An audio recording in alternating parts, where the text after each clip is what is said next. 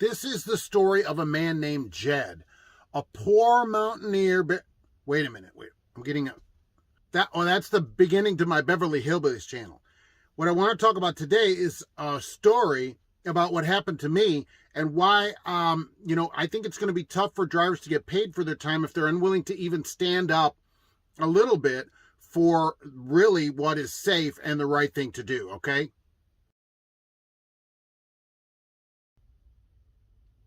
Hello, and welcome to Trucking Answers. I'm Mark, your Without Brakes host. So here's a little story from this week. Let's see how you would have handled it. Think about that and let me know. So I come in, and here's what happens. When we sign in to the log, you have to put in your tractor and trailer number, of course, and it will alert you immediately if the last person that did an inspection on those vehicles found any problems, and if they're still listed on there. So I put the trailer number in, and guess what? It says, hey, dummy, there's an alert. It doesn't say dummy. And it says there's an alert. So I tap it, and the last person that did a post trip on the trailer said it has little to no brakes. But I thought to myself, I'm sure they would have fixed it since that inspection was 10 months ago. Well, I go get the trailer, and first thing I'm going to say, I'm thinking, I'm going to try it. So put her on the yard, hit the trailer valve, pow, and nothing. Okay, a little drag on it, a little bit, not like RuPaul amount of drag, just a little bit, and it barely stopped, and so boom, right back in the spot it went. And I call up Gooberhead and I go, listen, Goober, this thing, you guys didn't fix it. Well, what do you mean? I go, it's in the computer. The last driver wrote it up. It's an FMCSA violation for a motor carrier to dispatch any vehicle after a driver writes up a problem. They either have to fix it and sign off that it's fixed, or they have to sign off that it doesn't need to be fixed for continued safe operation of the vehicle. So I said, you guys have been sitting on this, letting drivers drive it. And look, drivers also, you see that? You can't drive it, okay? Because on our log, I don't know if all of them work that way. I would either have to say, okay, I fixed it and it's safe. It doesn't need to be fixed for safe operation. Or it's still unsafe, or I can skip the whole inspection process altogether. I don't know who would hit skip on that. But apparently drivers are just not putting the trailer number in there, I guess, because it's hard for me to believe that in 10 months, because it was inspected in a different location. So how do you think it got to my location? I think the previous driver brought it with no brakes. Still, 10 months later. That's disappointing. So I tell Gooberhead that, and here's the problem, and here's when we need a little bit of a backbone. And he says, oh, all right, well, he goes, it's probably going to be 3 to 5 hours before we can get somebody out there, and it really needs to get down to Cincinnati. And then silence, because he's waiting for me to do what? Say, well, I'll just take it down there, whatever. But not old Mark here. I'm like, oh, great, I'll go back home. I said, plus the clock's still running, and by the time you get that fixed, then that means I'll really be tired. So what'll happen is I will come in then, I'll go to Natty or as far as I can get, and I'll take a 10-hour break. I said, I got a nice big sleeper.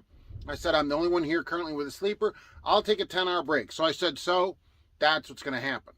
And then he says, oh, what do you mean you're still on? The clock's running. That's what he said. What do you mean the clock's running? I go, well, waiting for dispatch is on duty time. You don't want me to log this illegal, do you?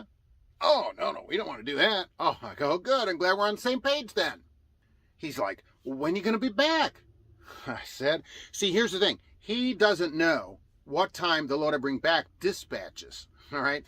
I do. It's supposed to leave Lafayette at 5:30 in the morning or sooner. All right. So I said, well, add all your time since you can't get somebody out here, because even though you've had 10 months to fix it, and then add 10 hours on top of that. So I go probably late afternoon. Late afternoon. All right. 10, 15 hours late. Right. Oh, and he's clicking keys. That's why I know he doesn't know what time it leaves. So he finds that. He's like, hang on. All right. So a couple minutes later, I'm sitting there. We don't have any music on hold either. What's up with that? Let's get some music on here. Let's get Muzak. Where's Muzak for this? He comes back on. And he's like, all right, you just bob. He could hear he's all disgusted by it. Just bobtail down there and bring the load back. And we'll take care of this trailer.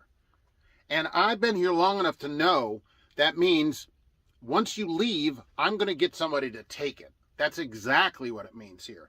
And this is why companies, whenever I hear of these nuclear verdicts or nuclear verdicts, if you're a Bush, I am never sad about them. I think they should be 10 times what they are because companies don't care about safety. They care about freight. And I'll tell you what, drivers taking a trailer with no brakes, okay, or virtually no brakes, should go to jail. All right, there's no excuse for that. The government protects you for, not taking something that's unsafe. I guess you could be fired, but then you go through a whole process. Still, safety should be everybody's number one concern over anything, over money. But it isn't. It isn't. Drivers have been taking this trailer and not caring, and we're all on the road with it. And if it's this trailer, how many more trailers out there are like that where companies don't care, drivers don't care, nobody cares? And that's why I say it's going to be tough for drivers to get paid. If they're willing to take trailers that have no brakes, that's totally out of service, besides being really unsafe, okay, on the road, how are you ever going to get paid for your time? How are you going to stand up for that and you get paid when you won't even stand up and say, I don't mean you personally that's watching this, all right? How would drivers are going to get paid for that if they won't even say, look, this trailer without brakes, I'll just take it because, the company wants me to take it, or they're kind of squeezing me to take it or whatever with their, side words, that kind of thing. You won't stand up for them. I was totally ready to go back home. No problem, right? No problem. And I would say do that anywhere it doesn't matter where I was. If it was in the Natty or whatever and the trailer didn't have brakes, it's going to sit there. Don't care. Not taking a trailer without brakes. So to get back to my story from my tangent, so I get down to the Natty, and I know everybody down at the Natty because I come here every day. So I tell the guy, give him the trailer number. I go, here's this trailer. It doesn't have any brakes.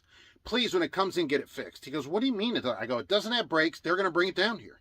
He goes, what? They can't bring it down. I go, it's coming. It's coming.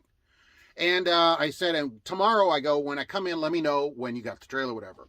Well, I get down the next day. Guess what? It was around 4 hours behind me. They had somebody bring the trailer down. And there's your problem.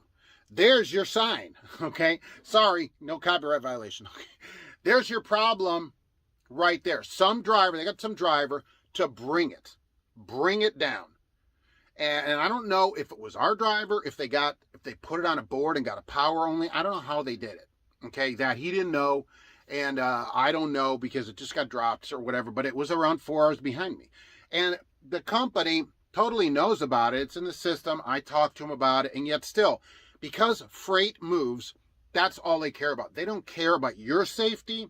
I'll tell you this, as another aside, another tangent that I go off on this spiel. If I would have got stopped and had some kind of inspection, or there was an accident and they found there were no brakes and I knew about it like that, boom, I'd be fired like that. Out of here, just like that. You know what they'd say? You shouldn't drive a vehicle that doesn't have any brakes. That's exactly what they'd say, and they'd be right. They'd be right, except they don't enforce it. Companies are like this. They will, if there's freight and it's got a time, they won't enforce it. They just don't. And it's just sad that we've come to a point where it doesn't matter whose family's out there, it doesn't matter anything. As long as freight moves, that's all that matters. And drivers, we have to stand up and say, look, this is not safe. I'm not taking it. It's going to sit there and you deal with it. Tell them they deal with it. Make your problem their problem.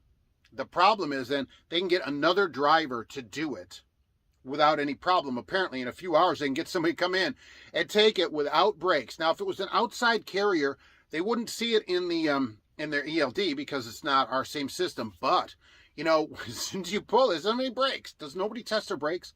So that's really the problem. And these nuclear verdicts, I'm all for them. They should be 100 times what they are for these companies that do this kind of stuff. There's got to be tons of this going on out there. Have you had this kind of problem? I'd love to know about it. That's my story and Jed's story. Sorry about that. That'll go on my Beverly Hillbillies retrospective YouTube channel. And thanks for watching. We'll be back soon and safely on the next Trucking Answers.